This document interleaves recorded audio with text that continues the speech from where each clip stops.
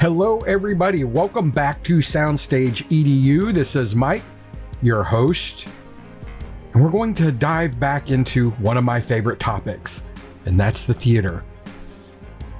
On this podcast, we uplift the students, parents, directors, and communities who make the performing arts possible. We've spent a long time in other subjects, and we started our roots inside of the theater. So today we are going to talk about the theater kids. The unsung ones, the quiet ones, the ones most people don't see until the weekend the curtain finally rises. I mean, like I said, we've been talking about band lately because that's the season we're in, right? But here's what I'm seeing now that the marching season is winding down. The band gets the lights. Stadium lights, Friday nights, competitions, photos, matching jackets, sponsors, buses full of kids, adults everywhere. I mean, everyone saw them, right? You hear them marching down the streets. You hear them leading the crowd into the stadium. Meanwhile, while all that's going on, in a dark auditorium across the campus, another massive performing arts program has been quietly grinding for weeks and sometimes months. And they do it with no sideline crowd, no pep rally performance, no halftime spotlight, just hammers echoing on a stage, paint-stained shoes and shirts, tape measures, script notes, and a director who probably hasn't slept since August when school started back up. You see, the theater department is bigger than what most people actually realize. And here are the parts that most people never actually see, aside from the actors on the stage.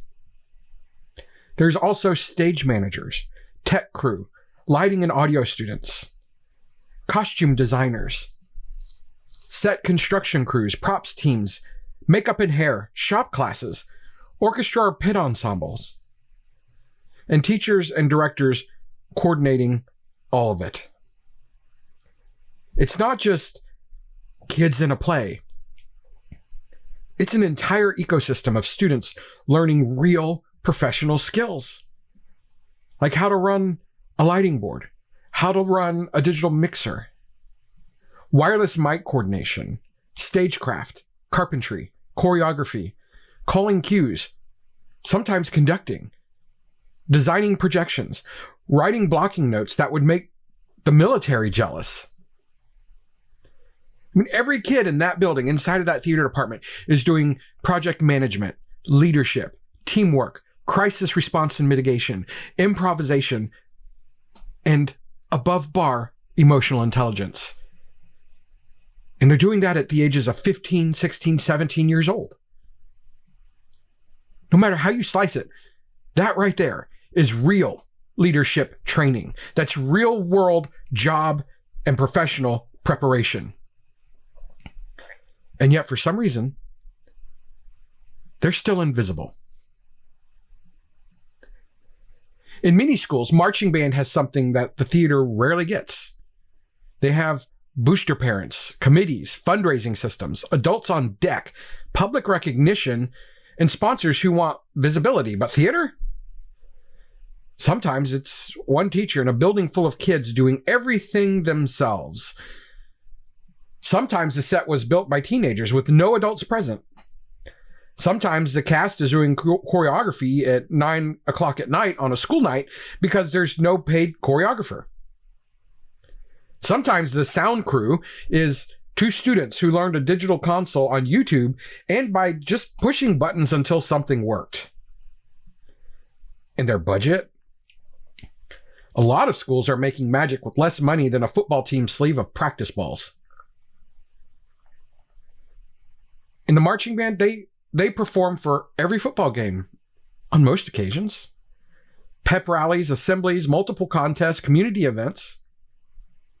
In the theater, you guys work for 8 weeks, 10 weeks, sometimes more. And then you get 3 shows 2 nights, maybe a Sunday matinee if they're lucky, and then strike. The sets come down faster than the applause fades.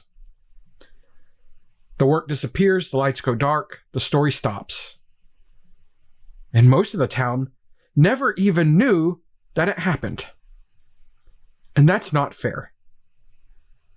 And it's not sustainable. To every student backstage holding a headset, a clipboard, mic plot, to every kid blending paint colors under work lights at 6 p.m. when you'd rather be at home or outside hanging out with your friends. To the kid in the pit orchestra who has no audience until opening night and therefore no motivation.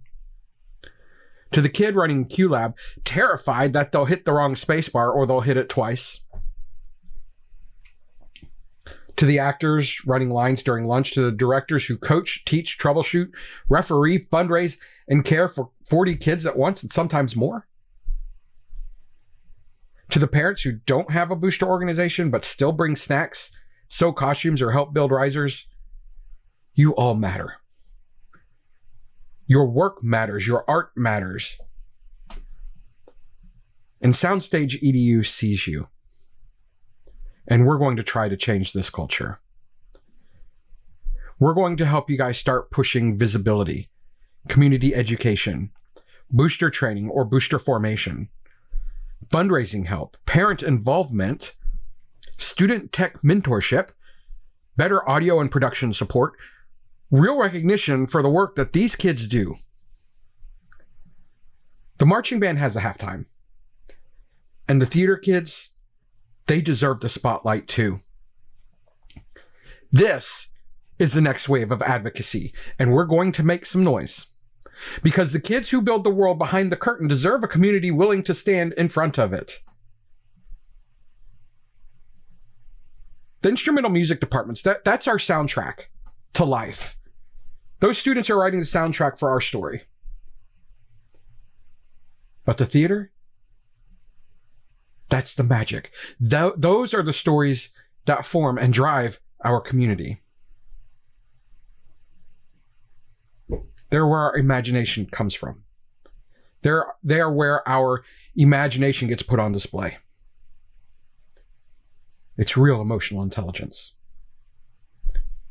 If you're a parent, director, or student hearing this, share this episode. Let your school board hear it. Let your principal hear it. Let your future boosters or your current boosters hear it. I know you kids. You're not asking for fame. I mean, not usually.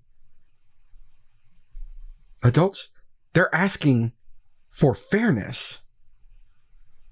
And we're just getting started here. This has been Soundstage EDU, inspiring, protecting, and uplifting fine arts programs one conversation at a time. If you believe in this mission, follow, rate, share, comment. Amplify our message wherever you find it. It helps us reach the districts, parents, and the directors who need this message the most. We'll see you in the next episode. The curtain may close, but the movement is just beginning.